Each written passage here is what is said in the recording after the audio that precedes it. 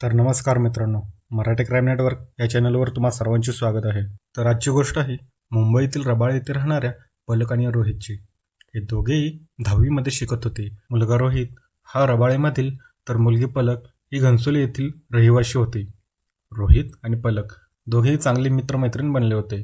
वाढतं वय होतं, त्यातही मोबाईलचा वापर म्हणून कुठेतरी आपल्याला गर्लफ्रेंड असावी असं रोहितला वाटू लागलं आणि त्यांनी 10वीत आपल्याच वर्गात शिकत असणाऱ्या पलकला प्रपोज केला. तिलाही रोहित आवडत होता म्हणून तिनेही प्रपोज एक्सेप्ट केलं होतं आणि दोघांच्या प्रेमसंबंधाला सुरुवात झाली.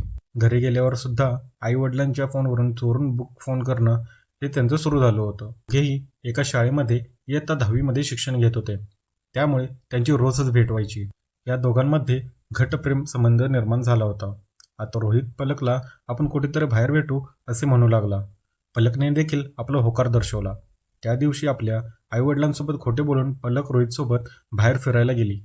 त्यानंतर 16 वर्षाच्या रोहितने 2024च्या जुलै महिन्यात वर्गमैत्रीण म्हणजेच आपली प्रेयसी पलकला घनसोलीतल्याच आपल्या दुसऱ्या घरात भेटायला बोलवले. त्या घरात कोणीच राहत नव्हते. फॅमिली दुसरीकडे शिफ्ट झाल्यामुळे रोहित अधूनमधून त्या घरी येत जात होता. पलकला तो जेव्हा आपल्या घरी येऊन आला तेव्हा त्याने तिच्याकडे शरीर गोष्टीची मागणी केली. आपण लग्न करू, नेहमी सोबत राहू, आपले एकमेकांवर खूप प्रेम आहे असे म्हणत त्याने त्याला पूर्णपणे आकर्षित केलं होतं. ती सुद्धा त्याला बळी पडली. आधी प्रत्येक गोष्टीच नकार देणारी तो आता जवळ आल्यावर त्याच्याबरोबर प्रत्येक गोष्टीला होकार देऊ लागली होती. ती कशी त्याच्या प्रेमात अडकली तिला तेही समजले नव्हते. त्या दिवशी दोघांनी सोबत मरण्याचे वचन घेतले. त्या दिवशी पहिल्यांदाच तिच्यासोबत लैंगिक संबंध ठेवले. मोबाईलमध्ये पॉर्न व्हिडिओ पाहून त्या दोघांनी मनसोक्त शरीर सुखाचा आनंद घेतला. त्या दिवसानंतर त्यांच्यातील प्रेम अजूनच जास्तच वाढलं होतं. प्रेम होतं की मोबाईलमुळे लागलेल्या शरीर सुखाचा अनाद हे त्यांना दोघांनाही माहिती नव्हतं. कारण आता वेळ मिळेल तेव्हा हे दोघेही त्या घरी जायचे आणि जोरदार शरीरसंबंध करायचे. 10वीचं वर्ष होतं. मुलगी अभ्यासानिमित्त तिच्या मैत्रिणीकडे अभ्यासाला जाते असाच तिच्या घरच्यांचा समज होता. त्यामुळे घरचेही फारसे लक्ष देत नव्हते. एक दिवस पलक आजारी पडली. तिच्या पोटात खूप दुखू लागलं. त्यामुळे ती 2-3 दिवस शाळेला न जाता घरीच राहिली. 10वीचं वर्ष म्हणजे महत्त्वाचं वर्ष, जीवनातल्या महत्त्वाच्या टप्प्यालाच, आणि यामुळे शाळेतून गैरहजर राहणं हे योग्य नव्हतं. म्हणून पलकला लवकर बरं वाटावं त्यासाठी तिच्या वडिलांनी पलकच्या आईला पलकला हॉस्पिटलला घेऊन जायला सांगितले. आपल्या मुलीचं पोट मोठं दिसतंय, आईच्या मनात थोडा संशय निर्माण झाला होता.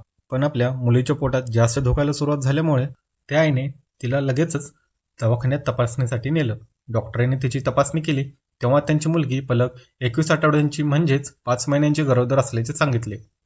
मुलीच्या कुटुंबासाठी ही घटना अत्यंत धक्कादायक होती. हा सगळा प्रकार पाहून पलकच्या आईला काय करावं आणि काय करू नये याचं काही भानच राहिलं नव्हतं. त्यानंतर आईने पलककडे विचारपूस करायला सुरुवात केली. तेव्हा पलकने वर्गातला आपला मित्र आपल्यावर अत्याचार केल्याची माहिती दिली. आपण ज्याच्यावर प्रेम करतो त्या रोहितने मला लग्नाचे आमिष दाखवून माझ्यासोबत गेल्या 6 महिन्यांपासून बळजबरीने शारीरिक संबंध ठेव असे पलक आईला रडून रडून सांगू लागली. मुलीने सगळा प्रकार सांगितल्यानंतर आईने आपल्या मुलीसह रबाळे पोलीस स्टेशन गाठले. यानंतर पोलिसांनी लगेचच पलकवर लैंगिक अत्याचार करणाऱ्या पॉक्सो कलमानुसार गुन्हा दाखल करून पुढील कारवाई करण्यास सुरुवात केली. चूक तर दोघांचीही असेल तर गुन्हा फक्त एकट्या रोहितवरच का दाखल झाला हे मला कळालं नाही. तुम्हाला काय वाटतं हे कमेंट बॉक्समध्ये तुम्ही आम्हाला नक्की कळवा.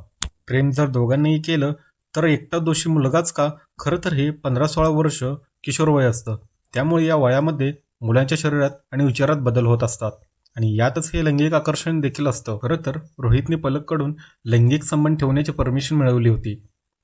तेव्हाच त्या दोघांमध्ये सगळं घडलं. पैसे तर आज ना उद्या आपण कमवू शकतो, पण आपल्या मुलांना योग्य संस्कार मिळतील का नाही याची आपण दक्षता घ्यायला हवी. जर चूक दोघांचीही होती तर शिक्षा मात्र मुलालाच का मिळाली याबद्दल तुम्हाला काय वाटतं हे कमेंट बॉक्समध्ये तुम्ही मला नक्कीच सांगा. तर भेटूया आपण पुन्हा एका नवीन स्टोरीसोबत. जर चॅनलला सबस्क्राईब केलं नसेल तर चॅनलला सबस्क्राईब करा. आपल्या काय प्रतिक्रिया असतील तर ती आपण कमेंट बॉक्समध्ये मला नक्की कळवा. तोपर्यंत धन्यवाद. काळजी घ्या. खुश राहा.